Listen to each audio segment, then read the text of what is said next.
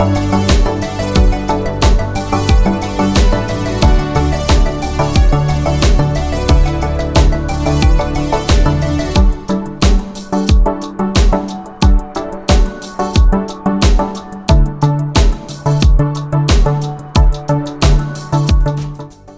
guys, welcome back to my channel. My name is Darshana. For those of you who are new to this channel, welcome.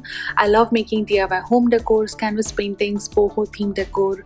So if you like all such good stuff, do hit the subscribe button and click the bell icon to always be notified of my new video.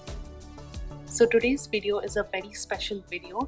It is a painting video, and I've actually been thinking doing a wall decor using some canvas art. So I have been thinking of painting 6 canvas paintings of different sizes, and I would be essentially doing a wall decor using these 6. I haven't got there yet. I am halfway through, so this video is going to be showing you those 3 paintings that I've done, and I'm going to shoot another one to show the remaining, so do check that out after you check this one.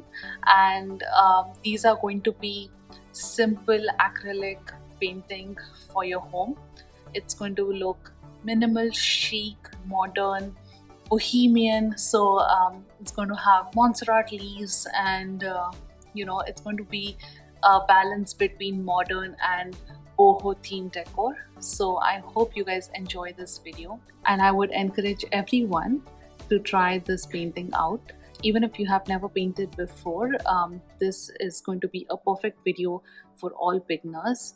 So hope you guys like it, and as usual, let me know if you have any comments, any suggestions. If you want me to try something else and you want to see that video, I'm all yours. I always listen to what my viewers have to say. So alright, with that, let's get started.